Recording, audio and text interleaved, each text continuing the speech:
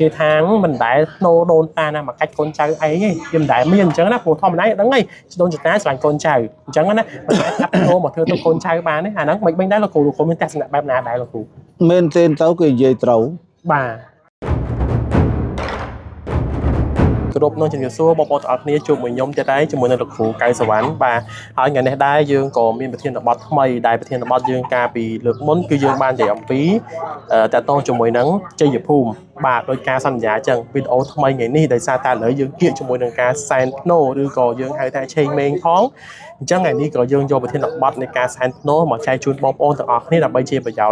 ลูกขู่trong sốลูกขู่แต่ต้องchụp mình nắng nô bà ca san nô của đôi trên này khác còn ở sợi bay chạy đâyอยู่อย่างโน้หนึ่งแจดđầy trong số lực phủนี่ดับโน้หนึ่งแจดđấyแต่ขนาดเขาเนี่ยไม่จำเป็นได้lực phủ พโนคือយើង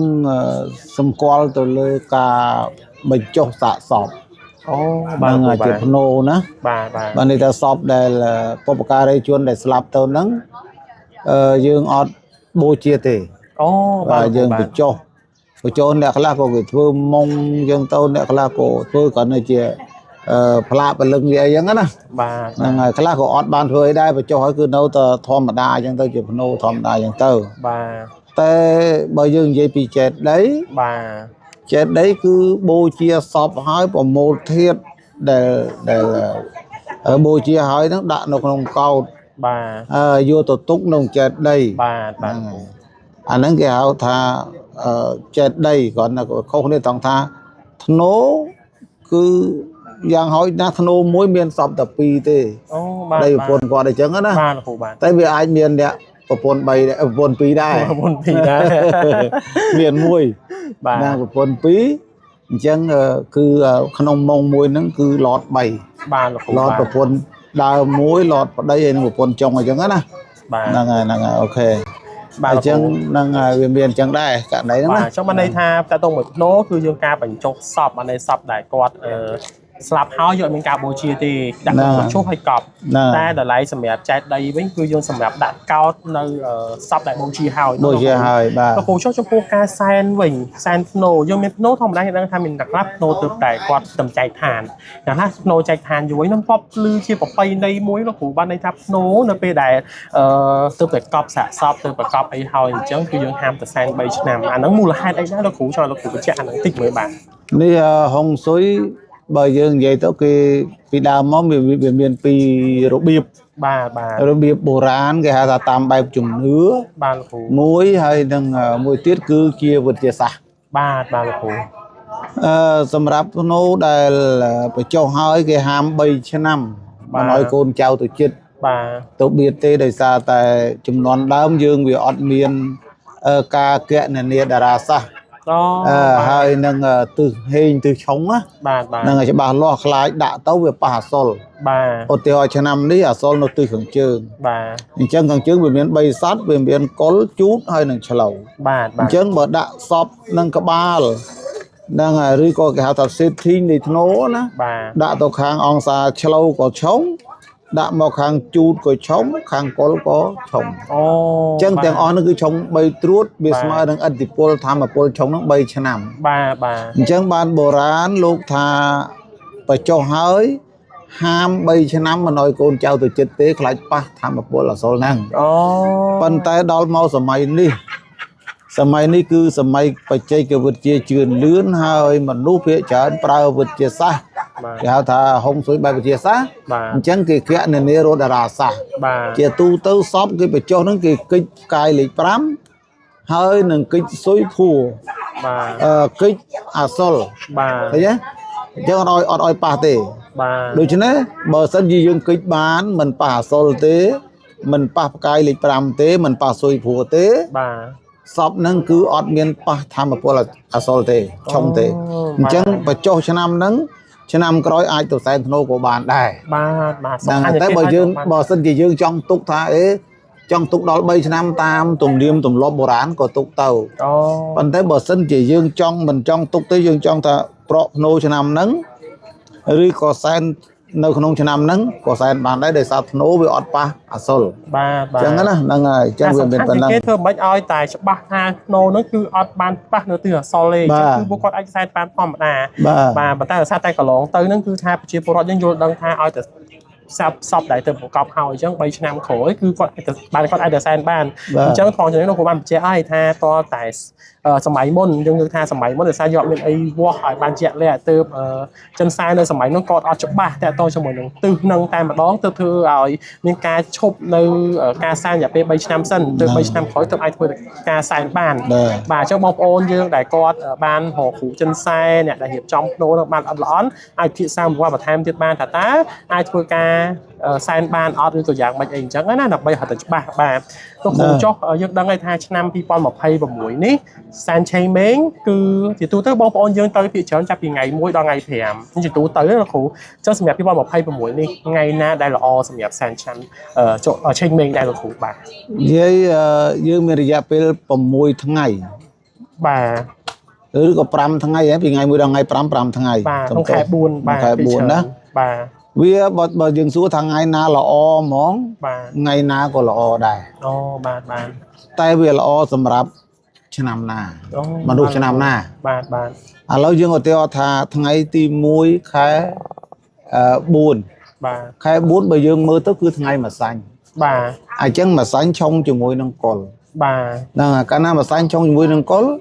អញ្ចឹងបងប្អូនអ្នកមានតួរិស័យឆ្នាំម្សាញ់នៅក្នុងដួងបាទគួរតែកុំតន់អាលសែនអីបាទលោកគ្រូអញ្ចឹងណាហ្នឹងហើយព្រោះថាជាថ្ងៃដែលយើងឆុងថ្ងៃទី2គឺជាថ្ងៃមមីបាទហើយមមីនេះវាត្រួតនៅក្នុងឆ្នាំនេះគឺឆ្នាំមមីផងបាទអញ្ចឹងភ្លើងយ៉ាងមកលើមមីហ្នឹងហើយដូច្នេះវាធ្វើឲ្យឆុងជាមួយជូតនឹងខ្លាំងបាទអញ្ចឹងដូច្នេះអ្នកដែលមានតួរិស័យឆ្នាំជូតបាទមិនថានៅគោលណាទេបាទគោលថ្ងៃគោលខែគោលឆ្នាំក៏ដោយគឺគួរតែកុំសែនថ្ងៃ2អីបាទយើងអាចសែនត្រឹមថ្ងៃ2ថ្ងៃ1ឬថ្ងៃ3ថ្ងៃ4នេះទៅអញ្ចឹងណាបាទហ្នឹងហើយមិនថាតែគាត់កាត់ឆ្នាំជូតផងឆ្នាំមមីផងបាទឲ្យតែមានតួរិស័យជូតនិងមមីនៅក្នុងហ្នឹងអូបាទបដូរថ្ងៃលោកគ្រូเนาะបាទហើយទី2ទៀតនឹងថ្ងៃ3បាទថ្ងៃ3គឺជាថ្ងៃមមេបាទមមេឆុងឆ្លូវបាទមមេឆុងឆ្លូវហ្នឹងវាជាប់សានសាស្រាប់ហើយជាប់ធាតុអសលស្រាប់ហើយបាទហ្នឹងហើយអញ្ចឹងអ្នកដែលមានដួងមមេធាតុគេថារាសីនឹងមានមមេនៅក្នុងដួងរាសីហ្នឹងគួរតែជិះថ្ងៃ3ហ្នឹងទៅបាទលោកគ្រូហ្នឹងហើយយើងសែនថ្ងៃ1ថ្ងៃ2អញ្ចឹងណាឬថ្ងៃ4ថ្ងៃ5អីចឹងទៅបាទអញ្ចឹងយើងនិយាយមកគឺដល់ថ្ងៃទី4គឺវោកឆុងខាលបាទវោកឆុងខាលនេះគឺអ្នកដែលមានរាសីវោកនិងខាលនៅក្នុងដួងបាទក៏គួរតែកុំសែនថ្ងៃ4អីបាទអញ្ចឹងណាដល់យើងសែនថ្ងៃ1ថ្ងៃ2ថ្ងៃ3ឬថ្ងៃ5អីចឹងទៅបាទលោកគ្រូបាទហើយអ្នកដែលមានគេហៅថាថ្ងៃទី5ជាថ្ងៃចុងក្រោយគឺរកាឆុងថោះរកាឆុងថោះបាទរកាឆុងថោះអ្នកដែលមានរាសីរកានឹងថោះនៅក្នុងដួងក៏យើងគួរតែសែនមុននឹងឲ្យហើយមកកុំចាំដល់ថ្ងៃហ្នឹងអីក្នុងករណីពិសេសមួយដែលថាបងប្អូនគេទៅជុំគ្នាអស់ហើយហើយយើងមានដួងរាសីក្នុងហ្នឹងយើងខ្លាចឆុងខ្លាចអីចឹងយើងគួរតែយើងចូលជាទីវត្ថុទៅហ្នឹងហើយយើងជួយជាលុយជាកាក់ទិញជ្រូកខ្វៃមាន់ទាអញ្ចឹងណាហ្នឹងហើយដើម្បីបានគេហៅថាផលបុណ្យដូចគ្នាហើយយើងក៏គុំទៅដល់កន្លែងធ្នូទាំងអីដោយឡែកឆ្នាំនេះចង់សង្កត់ធ្ងន់ទៅលើធ្នូដែលមានទិសសេដ្ឋីទិសខាងជើងបាទហ្នឹងហើយទិសខាងជើងនេះគឺយើងគិតថាបើអាចបាទហ្នឹងសម្រាប់អ្នកជឿបើអាចកុំបាច់ប្រក់អីកុំឈូសឆាយអីបាទហ្នឹងហើយពីព្រោះភ្នូហើយនឹងផ្ទះហ្នឹងវាមានឥទ្ធិពលដូចគ្នាណាតែកាលណាយើងឲ្យរង្គោះរង្គើនៅក្នុងខាងសេដ្ឋីរបស់ធ្នូហ្នឹងគឺប៉ះពាល់កូនចៅបាទហ្នឹងហើយអាហ្នឹងគ្រាន់តែជាការគេហៅថាចែករំលែកទេតែបើកូនចៅណាក៏គាត់គិតថាមិនអីទេអាហ្នឹងក៏តាមចិត្តរបស់គាត់ចឹងណាតែគ្រាន់ថាធ្នូហ្នឹងបើយើងគិតទៅ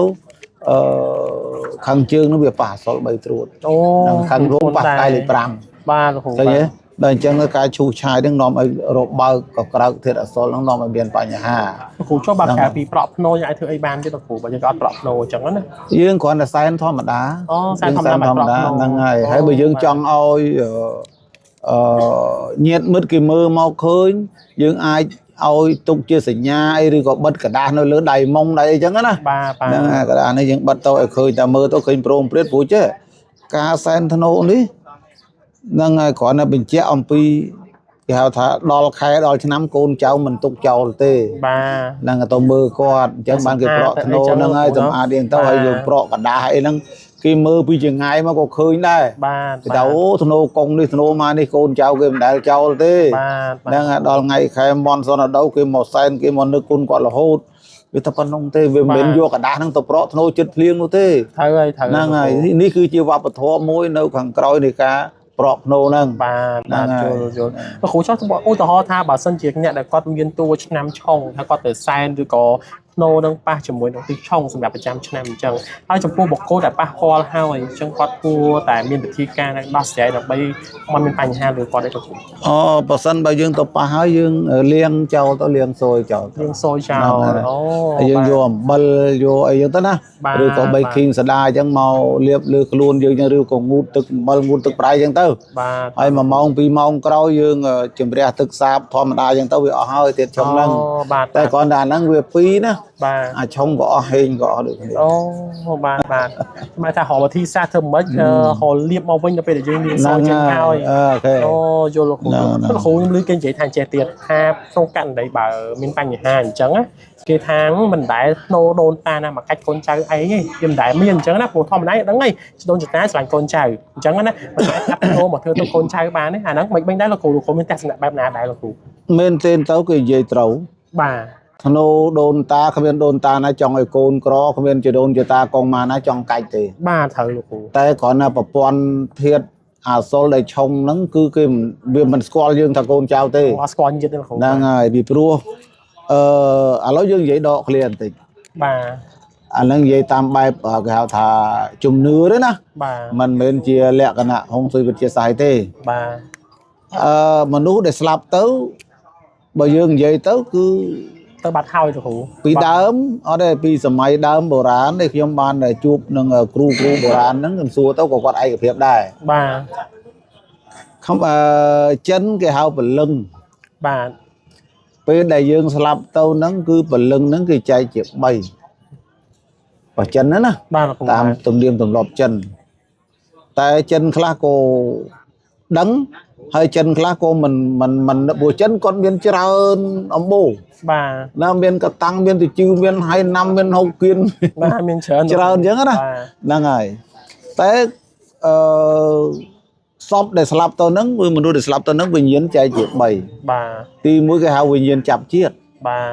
ទវិញ្ញាណចាប់ជាតិហ្នឹងកូនចៅគេធ្វើបុណ្យឲ្យហ្នឹងគឺគេហៅថាបើកទ្វារមេឃដើម្បីវិញ្ញាណហ្នឹងបានទៅបដិសន្ធិការនៅឋានសួគ៌ឲ្យចិនគេអត់និយាយរឿងចុះនរកទេបាទនិយាយរឿងថាតើបញ្ជូនទៅគឺឡើងឋានសួគ៌ហ្មងបាទនេះវិញ្ញាណទី1ណាបាទលោកគ្រូវិញ្ញាណទី2គឺវិញ្ញាណដែលនៅនឹងជើងធូបបាទវិញ្ញាណហ្នឹងកើតនៅពេលណាកើតនៅពេលដែលសពស្លាប់ទៅលើកដាក់មឈូសហើយយើងរៀបចំដុតกระดาษដុតអីជើងធូបមកយើងអុជទៅណាគឺវាមានវិញ្ញាណមួយសន្ធិដ្ឋនៅនឹងជើងធូបហ្នឹងបាទហើយវិញ្ញាណទី2បាទអញ្ចឹងហើយបានជាជើងធូបហ្នឹងគេយកទៅដល់ធ្នូហើយគេយកមកដល់ផ្ទះវិញបាទដើម្បីគេនាំពលឹងគាត់ហ្នឹងបាទណាឲ្យមកដល់ផ្ទះកូនចៅគេរៀបចំបថៅកងរៀបចំអីដើម្បីដាក់ជើងធូបហ្នឹងថែអាសាឲ្យជើងធូបហ្នឹងជួយថែអាសាកូនចៅបាទឃើញទេអាហ្នឹងវិញ្ញាណទី2បាទវិញ្ញាណទី3គេហៅថាវិញ្ញាណដែលថែរក្សាឆ្អឹងអូវិញ្ញាណដែលថែរក្សាឆ្អឹងគឺនៅនឹងធ្នូនឹងរាប់ពាន់ឆ្នាំនៅទៅនឹងអត់បានចាប់ជាតិទេអូហើយវិញ្ញាណនៅនឹងជើងធូបក៏អត់បានចាប់ជាតិដែរព្រោះវិញ្ញាណទី1របស់វិញ្ញាណដែលត្រូវចាប់ជាតិហ្នឹងទៅហើយបាទអញ្ចឹងអាទី2និងទី3នេះគឺនៅថែរក្សាជើងធូបមួយនិងថែរក្សាធ្នូមួយបាទហើយវិញ្ញាណទាំងពីរហ្នឹងវាមានកាតព្វកិច្ចផ្សេងគ្នាណាវិញ្ញាណទី1វិញ្ញាណទី2ដែលថែរក្សាជើងធូបដាក់នៅផ្ទះមានបថៅកងមានអីសម្រាប់កូនចៅបន់ស្រន់ឬក៏គោរពបូជាឲ្យសុខសប្បាយបា កុំឲ្យមានបញ្ហាអីកើតឡើងនៅក្នុងក្រុមគ្រួសារនឹងកុំឲ្យវាមានការតោះតេងស្វែងគំនិតអីចឹងណាបាទហ្នឹងហើយឲ្យវាសុខសប្បាយទៅណាមកណាចេះតែសុខចេះតែស្រួលចឹងទៅបាទហ្នឹងដល់ខែសែនពលឹងសែនអីហ្នឹងគេមានអាពិធីមួយគេហៅសែនខួបឬសែនពលឹងសែនហ្នឹងវិញ្ញាណជើងធូបហ្នឹងបាទតែដល់វិញ្ញាណនៅនឹងធ្នោវិញ្ញាណនេះមានកាតព្វកិច្ចមួយទៀតគឺជួយកូនចៅឲ្យរស់ស៊ីមានបានអូបាទហ្នឹងហើយកតបកិច្ចផ្សេងគ្នាហ្នឹងណាបាទលោកគ្រូតាមពិតទៅគឺការដែលយើងបញ្ចុះយើងយកសពទៅបញ្ចុះនៅនឹងទីតាំងជ័យភូមិមួយដែលយើងមើលទៅឃើញថាល្អមិនល្អហ្នឹងបើតាមគ្រូខ្ញុំគាត់និយាយថាគាត់អត់មានសិទ្ធិសម្រេចទៅលើវាសនារបស់កូនចៅទេគឺពធនេះអ្នកសម្រេចអូបាទគាត់និយាយឲ្យរួចខ្លួនគាត់ណាបាទព្រោះអីកាលណាបញ្ចុះទៅវាអត់ឡើងទាំងអស់គ្នាទេកូនចៅវាមានអាខ្លះមានខ្លះក៏មិនសូវមានខ្លះក៏ក្របាទលោកគ្រូអញ្ចឹងគាត់ថាកុំឲ្យគាត់បាបដូច្នេះគឺពធនេះអ្នកសម្រេចវាសនាកូនចៅហ្នឹងហើយមានអីមានន័យថាម៉េចយើងមានដីតែមួយកន្លែងបាទហ្នឹងហើយមានដីមួយកន្លែងយើងស្រាប់តែបបការីជនយើងស្លាប់យើងទៅបញ្ចុះមួយកន្លែងហ្នឹងបាទអញ្ចឹងដីពធនេះម្ដុំនឹងសម្រេចឲ្យកូនចៅណាមានឲ្យកូនចៅណាក្របាទគឺនៅលើពធនេះជាអ្នកសម្រេចបាទប៉ុន្តែបើសិនជាយើងមាន10កន្លែងឬមាន5កន្លែងបាទកន្លែងហ្នឹងមិនទៅល្អទៅមើលមួយកន្លែងទៀតបាទមកកន្លែងទៀតមិនទៅល្អមើលមួយកន្លែងទៀតកន្លែងណាដែលល្អជាងគេចិនសែសម្រេចយកសពទៅដាក់នៅតំណុងឧទាហរណ៍ថាកូនមាន5បាទយ៉ាងហោចណាស់ក៏ឲ្យឡើងបាន3បាទឬបាន4អញ្ចឹងណាតែថាមួយនេះជាអត់ផុតទេបាទណាពធនេះត្រូវតែដាក់គឺថាសម្រាប់ថាមួយហ្នឹងគឺមិនសូវឲ្យមានបានទេដោយសារទីតាំងជាភូមិហ្នឹងបាទនេះនិយាយតាមបែបជំនឿបាទណាលោកគ្រូ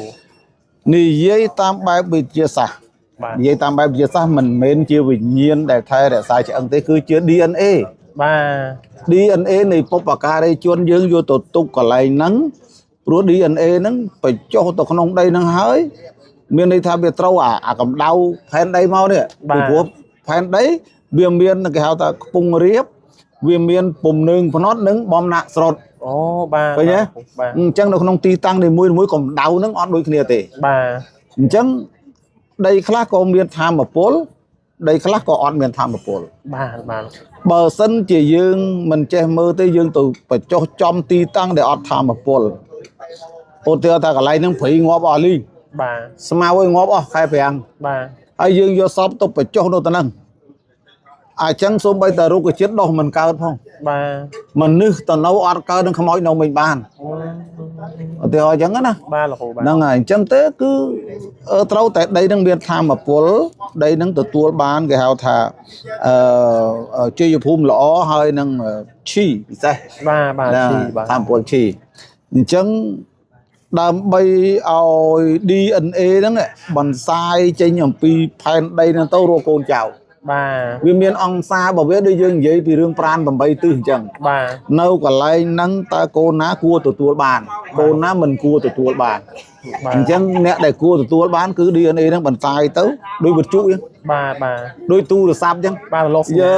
យើងចុចលេខណាគឺទៅលេខហ្នឹងទេណាបាទហ្នឹងហើយដូច្នេះអង្គសាររបស់ធ្នូដូចគ្នាដែរបាទបើចុះទៅ DNA ហ្នឹងគឺយើងអាចថាវាតម្រង់ទៅរកកូនណាចៅណាគឺនៅក្នុងបានបាទហ្នឹងនិយាយតាមបែបវិទ្យាសាស្ត្របើនិយាយតាមបែបជំនឿគេថាពលឹងរបស់គាត់នឹងរកកូនចៅមិនឃើញរកកូនដែលក្រហ្នឹងណាគាត់ចង់ជួយដែរប៉ុន្តែរកកូននឹងអត់ឃើញបាទអាហ្នឹងតាមបែបជំនឿបាទហើយខ្ញុំដែលគ្រូចិនតែបុរាណដូចជាកុងស៊ីវនៅខាងត្រាំងខាងតឯកនេះទាំងតឯកនេះក៏គាត់ពន្យល់មកអញ្ចឹងដែរហើយដូចជាកុងហៀបនៅខាងព្រៃអំបិលនិងអ្នកស្រុកព្រៃអំបិលណាក៏ស្គាល់កុងហៀបដែរបាទគ្រូបាទគាត់ក៏និយាយមកគឺនៅក្នុងអត្តន័យបែបហ្នឹងតែគាត់កម្រនឹងនិយាយបញ្យលមនុស្សជាទូទៅណាទល់តែអ្នករៀនសូត្រដូចយើងអញ្ចឹងគាត់គិតថាចង់ឲ្យយើងចេះចង់ឲ្យយើងដឹងអញ្ចឹងបានគាត់បញ្យលប្រាប់បានកាញ់និយាយអត់យល់ដែរហ្នឹងហើយបើសិនជាអ្នកទូទៅគឺបញ្យលអត់យល់ទេបាទអញ្ចឹងទេវាមានលក្ខណៈបែបហ្នឹងហើយពាក់ព័ន្ធទៅនឹងចេតដីដូចគ្នាដែរបាទគាត់ថាចេតដីមួយ cứ dương tục thiết bàn trơn bà tại chết đây nó bờ sông với ọt miên chơi dịp phum lọ tế ọt miên cái hào thả ở đây nó miên tham mà bùa lọ tế công trở lóm á không chết đây mới đến ai thôi ôi mà nu miên bánh hà trơn cái này đời xa không mùi cáu bờ chia chỉ tá rồi coi chia cống bà chẳng cướp đòn đóng côn trao bà nó cả để bố chia nó với miền DNA nè DNA với ai nó sao là bà đang ngày chẳng ti môi ti pí chết đấy cứ chia tí sakara bố chia cứ chia tí đồng con pop và cà đây chuôn đồng bò dương bà ta ca na thôi oi năng khó côn cháu cứ miền bánh hà tàn thằng bà chẳng ban đây ha nó có đôi thủ chặt đấy cả đôi cho nên mà dương vừa có đôi chia pra mới chơi dịp phum nó ở thử ở ban thầm thử và có ai vừa tục lại con trai đây hai ca vừa tục đó mà mẹ vừa tục đòi bình dân bọc ca để chân mà vừa ba cái bàn tay cho ca vừa ở điền e nắng chỉ nhặt bập sai lột sình nhà máu rồi con trai nhặt đây ní miền bánh hà đang ngày chuối ba rồi mình ba này chẳng á ba sao lục cụ tha chui ban nơi con bán tại ai ai tụi lục cụ bậc nông cạn đấy này chẳng đã học khả năng luôn đi xây của miền pi đây một pi lục cụ đó ba dễ pi dương dễ pi tha và bốn sa sná về miền bốn hai nâng bà thầy cụ bà dương dễ pi này vô bái về miền cùng mình đi hay giờ đây là ngày bây dễ pi ca thiết về miền thằng ai hay đừng dục là ngày trắng mà nữ còn miền pro miền sài yin yang nó cứ cướp tông ô đôi khi này cả nam với trẻ oi cún việc của trẻ oi tổ đại là ngày cô na đèn đâu không on xa môi này thằng oi tố cô nó cứ đăng ta là ngày tố bay ra xây lang ra na cả đời bà có to rồi đã cho nên là có than che là cụ họp bên cạnh này môi nó bên bon mình nè nhưng mà trên chú họ trên ấy quá đấy là cụ có tha có bên bánh hà cho tôi mới cao hồ si phong ấy phong chứ có lang rồi có bên bánh hà cho ra nó cụ bà hai con để tam cao con họ tặng phơi ngật hòn con họ tới cứ ót tập tê ót chụp sao tay mà đo đại trong khối con họ cụ trên hai xa ban dương cho cái nè có ai bên đất có cụ dương nó đạt tương có tham ban tầm ướp nô nữ này bà chân thực nó là khu trong nước lang và tham mấy đấy làm nhà từ bông ô như tham mấy bàn cái khu tham ban nhớ ban của những con tầm ướp nô bình chấn nó là khu sầm khăn nè để chùa bánh hà nắng dương mơ cháy tới tha để sạch và quạt lần xong rung hơi lò hơi hay cái hào thả ti tăng chỉ phù một quạt ấy cô vì mình on về đấy đó năng là pan quạt xua tha quạt che tờ rồi lại rồi tao bị che tờ năng cái hào thả che rít tàu giống đó chẳng thế có dương oi quạt tụm mơ thô năng là mơ thô năng tao chỉ phù thô năng oi phal quạt rồi miền này tha nó về đại dương tận đó thô nó mơ tao khơi thấy chỉ phù thô bị khiết quá năng là bị khiết quá hay ta thô bị khiết hay miền này ta pop cà đây chuôn bị khiết hay thứ ấy có mình còn bạn này nè chẳng tôi ta riêng trong cái lại nhờ ông xa bị khiết nó ngồi lo tới bà chú con bà này bàแล้วให้บอกปอนตะกักนี่แต่โตจมูกหนังถึงโน้บาลคงกอดมีปัสสาวะตอนอยากบักใบเหมือนแตนแต่โตจมูกหนังกาไซน์บอกปอนตะกักนี่ได้อยู่หนังกาไซน์ปีไงมวยดองไงปรำจังเต้บอกปอนตะกักนี่ไอ้ถุดเป็นนัตเตลือไงแค่บอกปอนตะกักนี่ทาตาเป็นตัวหรือใส่หน้าได้ช่องสำหรับปอนตะกักนี่ออดชีเพียงกาแต่ไซน์อัดบานพอให้ใบจีบานเรื่องมันออมาวิ่งจังนะคนใต้ของอาไพ่แบบสัญญาบอกปอนตะกักนี่โฉดแต่ไซน์เท้าจุบเรื่องมันออฟก็มีดำน้ำสไลด์ได้แล้วของบ้านเป็นเจ้าไอ้ท่าคือการเลี้ยงบ่เลี้ยงสตาไอ้ยังเตยคนใต้thời trang một ca đại dânធ្វើបែបហ្នឹងមិនធំតែអស់សយទេអស់ទាំងហេងដែរអស់នេះហូរទីសាដោយការយកហេងមកវិញតាមរយៈការធ្វើបុណ្យតាមរយៈកតុនដៀបតាមវិធីសាស្ត្រដែលត្រឹមត្រូវបងប្អូនទាំងអស់គ្នាបាទលោកគ្រូខ្ញុំមានសំណួរទួតមួយទៀតចង់សួរលោកគ្រូថាចង់ដឹងថាលោកគ្រូចិនសែនមានច្រើនលោកគ្រូបាទដើម្បីរកលោកគ្រូចិនសែនណាមួយដែលគាត់ជំនាញខាងភ្នោយើងនិយាយគាត់ថាចាប់តេះគាត់ហ្នឹងលោកគ្រូថាចេះមិនចេះយើងតេះអាចតេះមិនបានលោកគ្រូចង់លោកគ្រូចេះអាហ្នឹងតិចហ្នឹងយើងប៉ះពាល់ដល់បងប្អូនយើងតិចប៉ុន្តែចង់ឲ្យបងប្អូនយើងបើកចិត្តទទួលយកណាបាទហើយជួយបញ្ជាក់ទៅបងប្អូនមកចំនួនធំដែរទៅយើងសួរសំណួរទៅអានេះចេះទេអធិស្ស្រ័យបាទបើសិនជាយើងចង់តេះបាទហៅគាត់ទៅមើលភ្នោយើងអាធ្នោដែលកប់10ឆ្នាំ20ឆ្នាំហើយនោះអូបាទនឹងទៅដល់វាថានេះធ្នោនេះគឺធ្នោអ្នកស្រុកខ្ញុំឬធ្នោបបការីជននេះនោះបាទឥឡូវលោកគ្រូជួយមើលធ្នោហ្នឹងកូនណាមានកូនណាក្រ អូតែបែបហ្នឹងមកដែរលោកគ្រូ ហ្នឹង ណោះ ហើយឲ្យគាត់ឆ្លើយថាឥឡូវកូនទីប្រមាណមានឬកូនទីប្រមាណអត់មានអញ្ចឹងណា បាទ បើឆ្លើយត្រូវមានន័យថាគាត់មានជំនាញហើយ បាទ ហ្នឹងហើយ បើថាបើឆ្លើយហើយយើងយកទៀងផ្ទាត់មួយរឿងយើងទៅថាដូចអញ្ចឹងមែនអត់ ហ្នឹងហើយបើឆ្លើយអត់ត្រូវទេគាត់អត់ចេះអត់ចេះខំ ចាំណាហោសិនតែថ្មីទៅ បាទនេះគឺជាបណ្ដាំរបស់គ្រូចិនតែបុរាណដែរ បាទបាទ គាត់ថាបើចង់រួនអ្នកជំនាញថាកប់សពហ្នឹងទៅវាឲ្យផលឬមិនឲ្យផលឲ្យមើលធ្នូចាស់ អូ ហ្នឹងហើយតែចេះមើលធ្នូចាស់ដឹងថាហ្នឹងខុសអីចេះកប់អត់ថ្មីហើយ អូបាទបាទ អានេះមានខ្ញុំអ្នកនិយាយណាគឺជាបណ្ដាំតគ្នាមករវាងគ្រូចិនតែបុរាណដែលគាត់ធ្លាប់ណែនាំខ្ញុំណា អូបាទបាទឃើញថាលោកគ្រូបញ្យល់បានស៊ីជម្រៅមែនតើថតចំណុចមួយនេះអញ្ចឹងសង្ឃឹមថាវីដេអូមួយនេះនឹងជាប្រយោជន៍សម្រាប់បងប្អូនទាំងអស់គ្នាបាទអញ្ចឹងជួបគ្នាវីដេអូក្រោយទៀតបាទអរគុណ